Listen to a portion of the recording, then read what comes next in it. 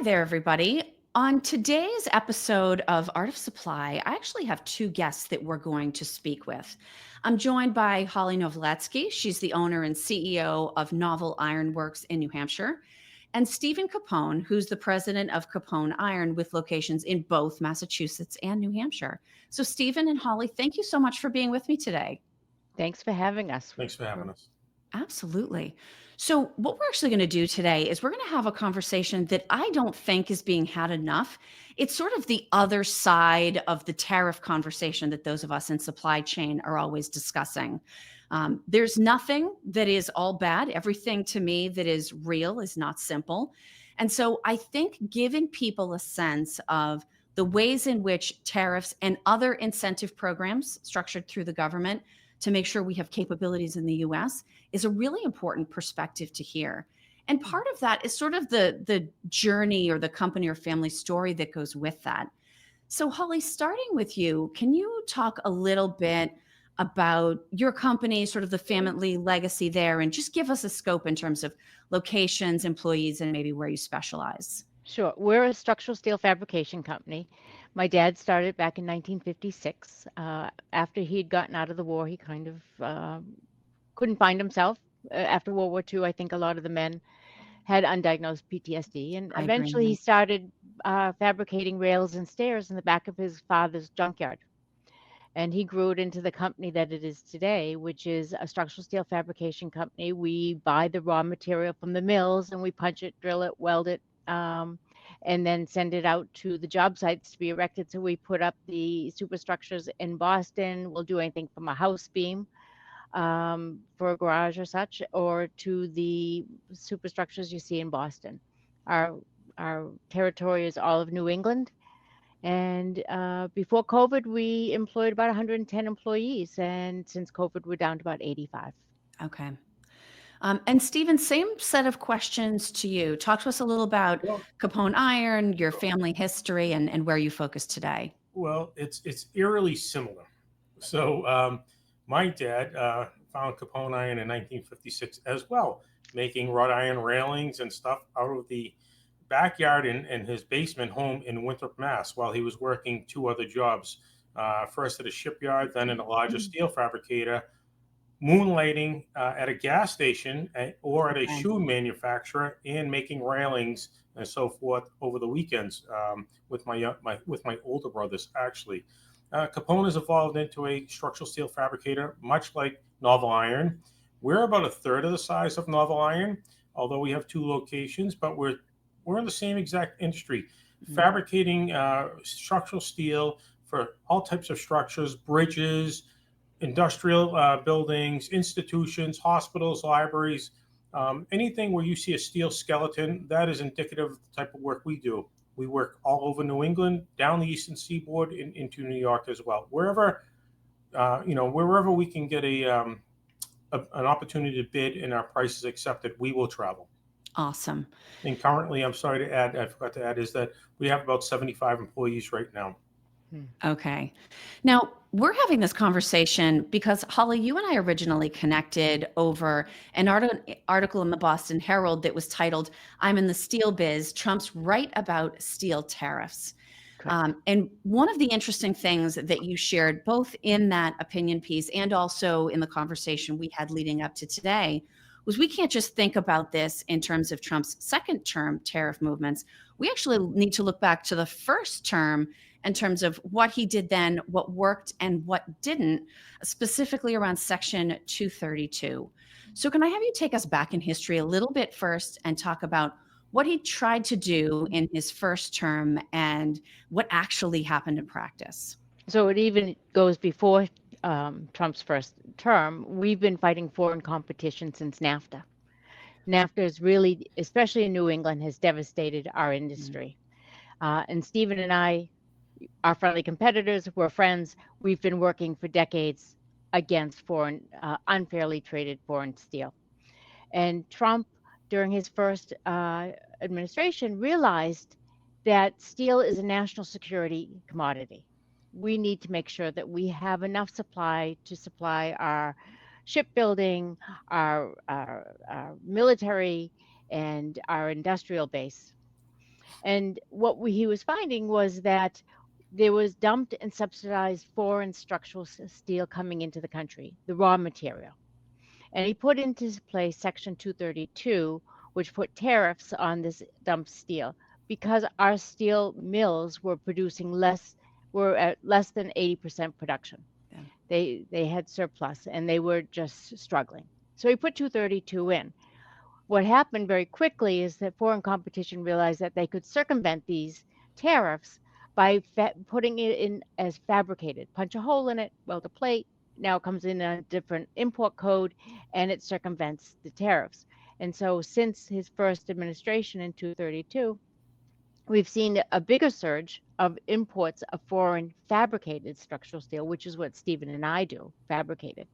And so now with this term, he has put in his first executive order for tariffs was for steel and aluminum. And that was to close down those loopholes. So under 232 in the first administration, there were exemptions and there were quotas and the circumvention. So this new steel tariff was to close down those loopholes. Yeah. Now, Stephen, question for you on this that sort of builds off of what Holly said. And I absolutely swear I am not asking this facetiously in the slightest. Why do we need domestic steel fabrication capabilities? It's a good question. And to answer that question, I need to open with educating people as to what fabricated structural steel is. And that's very important because a lot of people don't know. They think, well, steel, it comes from the steel mills on big trucks.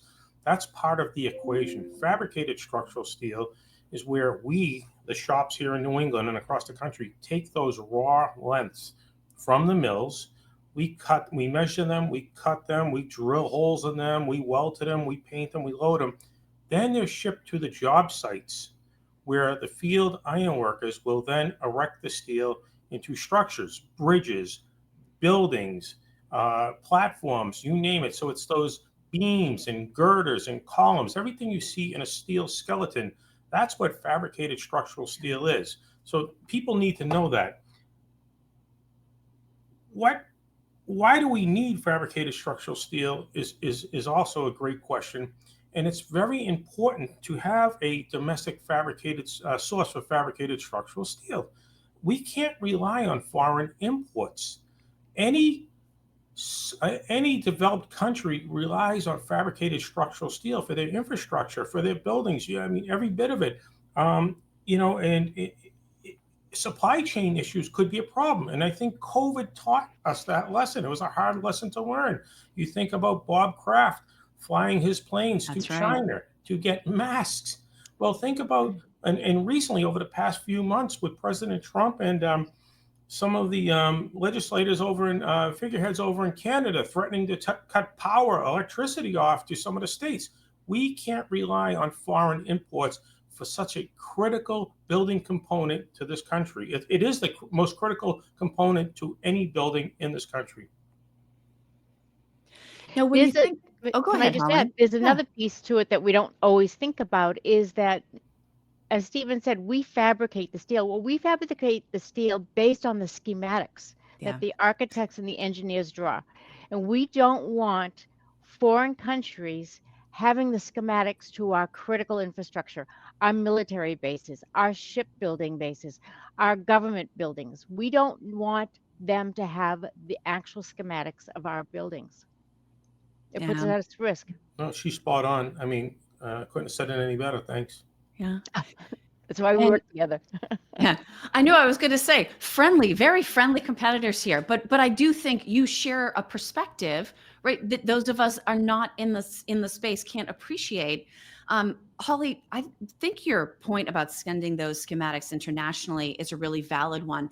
To maybe contextualize it a little bit further, who are the countries that represent the greatest source of competition? So if we're thinking about those designs going abroad, where are we thinking about them going? China, Mexico, and Canada. In 2017, 18, 19, we had a federal trade case against foreign dumped and subsidized fabricated structural steel coming into the country. China, Mexico, and Canada. Those were the main sources. Canada represents probably about 25% of the fabricated structural steel that comes in. Here in New England, it's always been Canada, specifically Quebec, that we have seen, but recently we're seeing Mexican fabricated structural steel.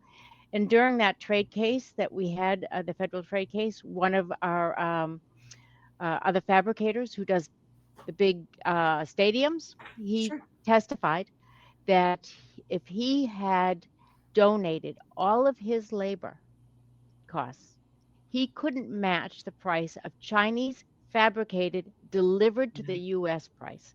So it's China, it's Mexico, Canada are the predominant ones. Yeah. And I don't think that's a hard argument to make, right? I mean, it's already been spelled out in things like semiconductors, right? We don't want our chips going there. We don't want them having any hands on the manufacture of ours. It seems to me like a pretty easy comparison to make. Okay, and I'll use a very extreme example. We're going to put an addition on the Pentagon. Do we want someone in China to have a map of the inner structural workings of this new section of the Pentagon? Probably not. Absolutely not. no. Absolutely. Right? And we've seen vulnerabilities in our power grids the last year or so. We Yeah. don't want that information out. Yeah. You hear horror stories about the power grid that they're now finding embedded kill switches.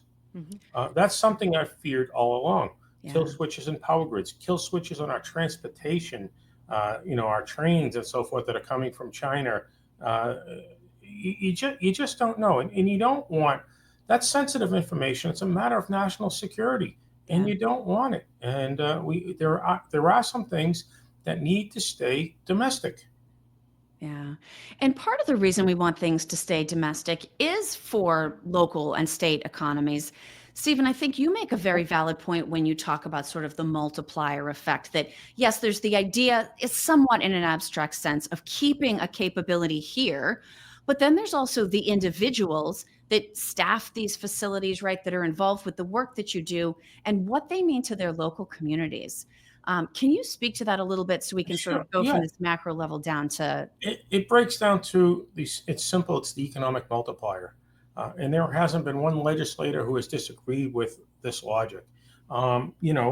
Good paying jobs, benefits, spending in local and regional economies, tax revenues that help fund the public construction projects, and then local and regional investment via tax revenues that fund community programs or regional estate programs. So it's a multiplier. And that multiplier for our industry is 1.5.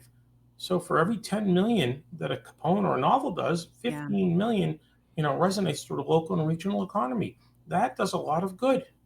Yeah.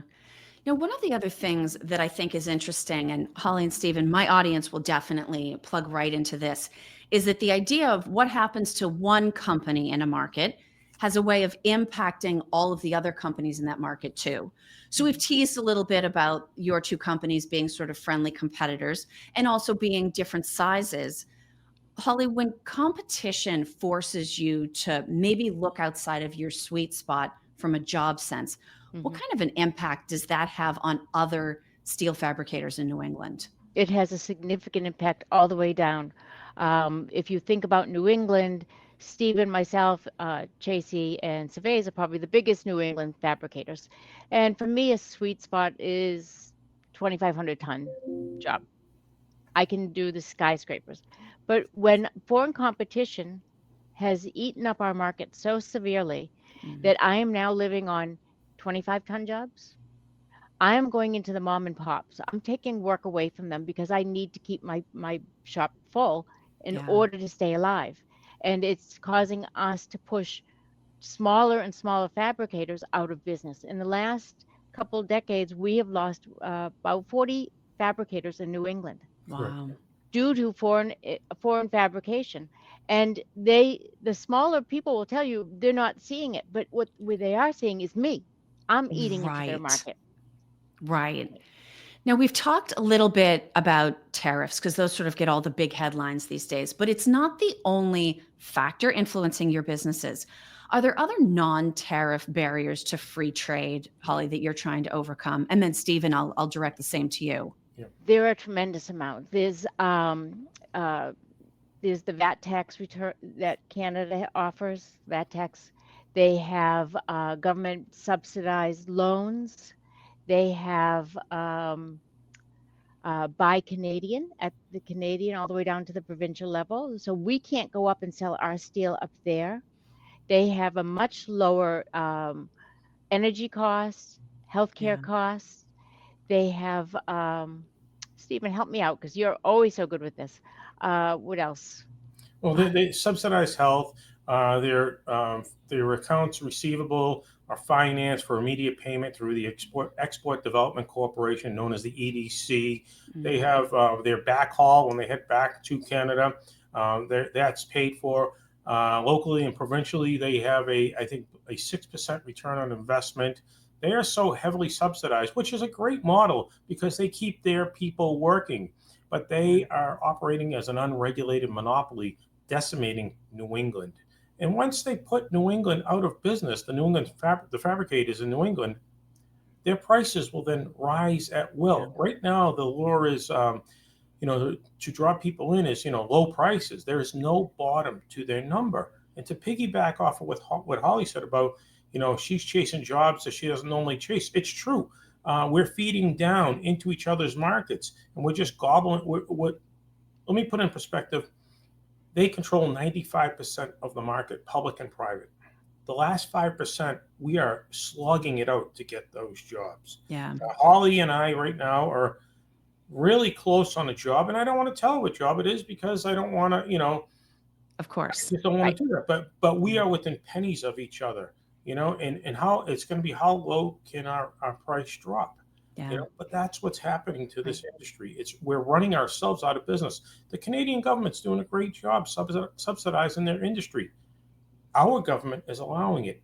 And, within the 232 tariffs, if they could fix a few things in the derivative clause, which is paragraph 16, that will include fabricated structural steel. Yeah. And that would be a big game changer for us.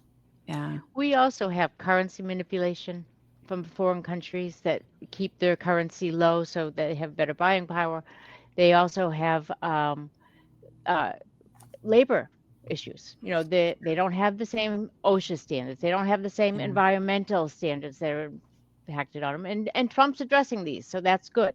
But when you look at Mexico, for instance, when they're paying a welder $1.75 an hour, there's no way when we're in the 30s, there's no way Yeah. you're going to be able to match that. Look at Quebec. Quebec holds 25% of the entire Canadian population Yeah. in Canada, 25%. However, they are home to 50% of Canada's steel fabrication industry. So they are designed and built with the government's help to put New England out of business. And once they're done with New England, they're going to just keep migrating south and across the U.S. We're seeing it. Pennsylvania just had a law presented, a bill presented to pass the law for a Buy American type of agenda. So in New Hampshire, we've had it passed twice. We're working on it again here in Massachusetts because it represents good paying jobs on public construction. There is a return on investment. When you take that money, I don't care what the discount is, and you spend it with a foreign company, that money evaporates right from our economy. It's gone. So you get an Yeah. upfront discount, but there's no economic multiplier, and that's real. Yeah. And Hall, I know this is something that you've spoken about in the past as well. Is that the idea? Yes, there are all of these different sizes and scales of projects. Anytime you get into infrastructure, you're probably getting close to something publicly funded. But that especially these large public works projects, there should be an emphasis on using local, or at the very least, domestic fabricated steel for those publicly funded projects. Correct. Because they're funded by, as Stephen had mentioned, they're funded by public dollars. And our public dollars are meant to be here to stimulate our economy and support our economy. And when you take the public dollars and you give them to a foreign country or foreign company in another country, you're stimulating their country because that Yeah. multiplier that Stephen spoke about now is stimulating their economy versus ours. So it's a loss. We lose the cash and we also lose the investment downstream. And there are multiple strategies. There are the tariffs, which are meant to incentivize the reshoring of our manufacturing. Yep. But we also have the Buy American and Buy America. Those are two different policies. And those are meant to ensure that it stays domestic. So the tariffs are the incentive, the carrot or the stick, depending on which side of the string you're on, Yep. to come back with manufacturing to the United States. But the Buy America, which requires that you use domestic structure, steel or aluminum for anything that's permanently installed into an infrastructure that's federally funded, that ensures that it stays here, because there is always circumvention by foreign countries, and they will always find a way to get around a tariff. And so the Buy America ensures that they can't get around it. And so that's really crucial that they get married together, those Yeah. two policies. Well, let me ask you this, Holly, because we've talked about the fact that sometimes these deals come down to pennies, right? And you're competing with a lot of pricing pressure and you're trying to be as efficient as you possibly can. But if we look at it the other way and we acknowledge, okay, something fabricated in the United States with our workers under our OSHA standards, right, with our social setup is going to cost X amount more. When you extend that into a project, how much of a cost implication is there to spend a little bit more to have that domestic steel fabrication that's going into maybe publicly funded projects versus the cost of the project as a whole? So the structural steel package, which also includes the erection, the fabrication, and the raw material, generally is 10% of the overall project price. And if you're looking at a 25% tariff, you got to pull out the erection. You're talking about less than 25% of 10%. Yeah. And when you look at the taxes that generates for the community, not just the reinvestment of the wage dollars, but the taxes that we generate that go back into the community to further subsidize or to fund infrastructure, that's really important. But you're only talking about 25% on 10%. Yeah. Right, but that could mean an overall maybe 1 to 2% increase on the entire project value. It's almost negligible. Yeah. And going back to your point about the multiplier, Stephen, yes, there's an additional cost, but that additional cost is going back into the community. Right. And so it does have sort of a positive impact as well. Yep. Now, one of the things we touched on very briefly, but that I actually want to come back and focus on for a minute is sort of the environmental or sustainability related side of this. Stephen, I know you and I talked about this previously. This is another one of those areas where we can compare how the US, or at least New England more specifically, measures up in terms of clean energy and emissions. Can you talk a little bit about how those factors and the measurements that go with them are a part of Capone iron? Sure. Well, first and foremost, steel from American mills is the cleanest steel in the world. That transportation from the American mills to our shops has a definitely lower carbon footprint. From our shops to these local jobs, again, lower carbon footprint. And I think we calculated at 0.48 kilograms per mile for a loaded semi-tractor trailer, to the job site. We're about the Canadians. I'll use the Canadians. They're about 10 to 1. Their carbon footprint to the job sites and back. Yeah.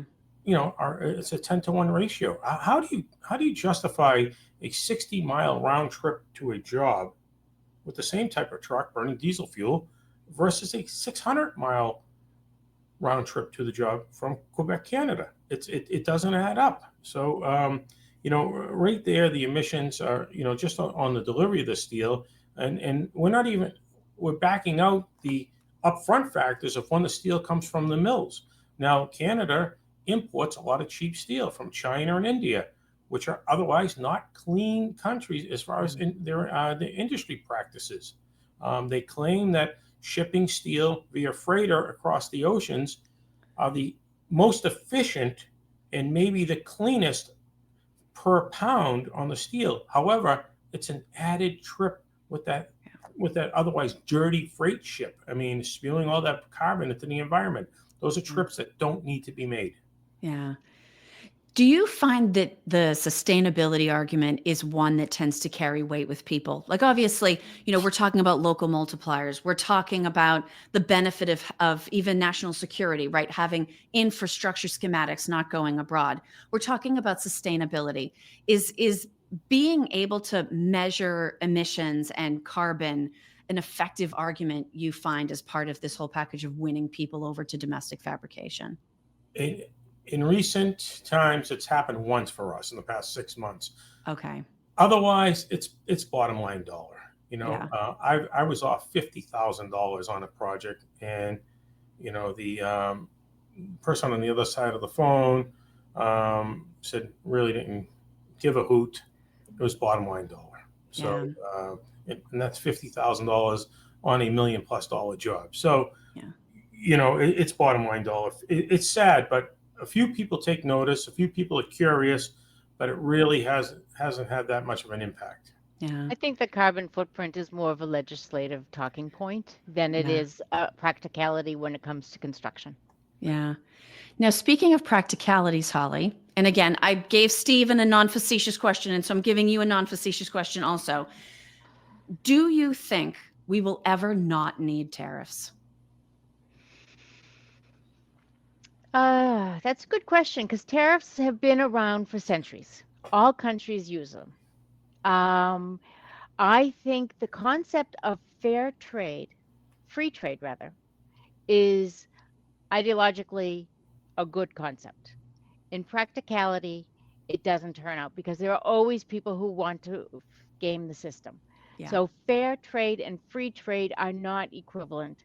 We would like to think that there was free trade ability throughout the world, but we're never going to see that. When you have currency manipulation, when you have subsidized and government-owned companies being competitive, competing against our domestic, which are not government subsidized, not government owned.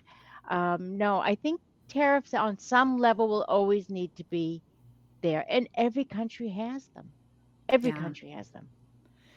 Now, where I want to actually wrap this conversation, and I'm going to come to both of you with this. Holly, I'll start with you.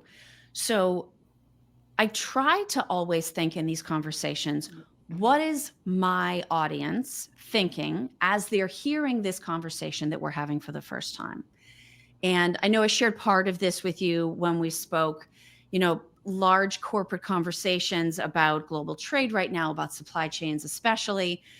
Decision makers don't like uncertainty. So there's a great deal of upset that planning is difficult. The tariffs are on, then the tariffs are off, then the tariffs are being negotiated.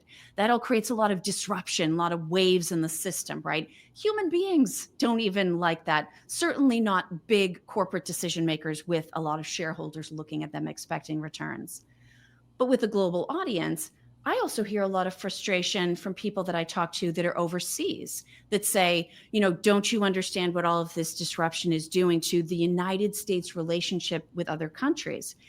And it seems to be those points of view that are predominantly taking up most of the news cycle around the tariffs, around how businesses in the United States are trying to adapt in both directions, both potentially benefiting from tariffs and other measures, and also the companies that are trying to figure out how to adjust to them. Right. Holly, what do you say as a business owner to these corporate decision makers that are very focused on the uncertainty and the risk that it potentially creates for them short term versus all of the time that you've spent focused on what something like domestic steel fabrication capabilities means in the big picture? Right. There are two pieces to that. So the foreign countries that we trade with and not liking the way that we've changed the relationship. Because we're changing the relationship, no longer is it favoring them. Yeah. We're trying to protect our workers. We're trying to protect American manufacturing and American employees. And they don't like that because it changes the balance. But the balance needs to be rebalanced, and it needs to be protective of our workers and our employees. As far as long-term versus short-term, we need to have the long vision. The Chinese are very good at that. They have the long vision. We need to be able to tolerate some uncertainty in the near future, and it's going to be bumpy. Change always is. Yeah. But we need to be able to tolerate that and keep our eye on the horizon. And the long-term goal is to strengthen American manufacturing and strengthen the American worker. And that's going to, I know people are finding some of the costs are higher right now, but it's going to strengthen their employment. It's going to strengthen their wages, and Mhm. it's going to, in the long term, secure their future. So we need to be able to tolerate this uncertainty and the fluctuations that we're undergoing right now, and keep our eye on the long-term goal of strengthening American manufacturing.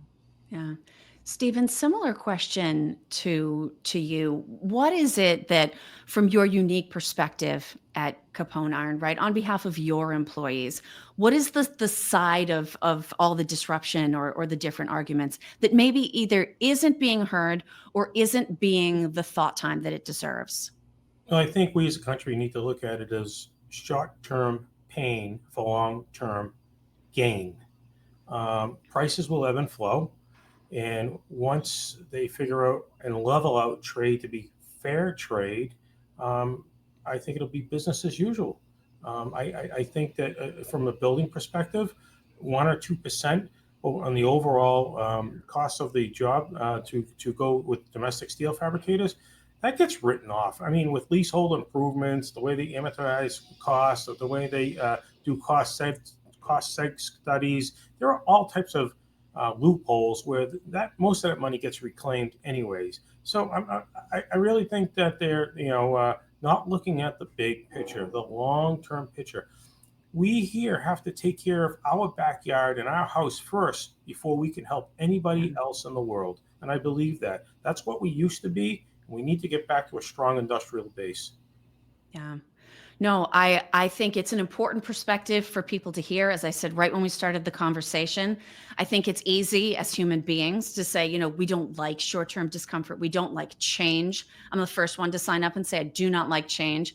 But understanding the system that all of this feeds into, a lot of these different things that are easy to agree to when you line them up, I do think it has a way of changing how we all look at this story and all of the different circumstances that go along with it. Stephen and Hollie, I am so grateful to both of you, first of all, for your time, but certainly any of the interviews that you've given. I know you've both spoken out elsewhere, Hollie in writing and on TV, Stephen definitely on TV. I appreciate you also coming on Art of Supply to allow me and my community to be part of the conversation. And I certainly encourage people to look both of you up on social media, look up your companies, and reach out to either one of you or me if they are interested in learning more. But really, thank you both for being with me. Thank Thanks you for for the having us. opportunity to share our story.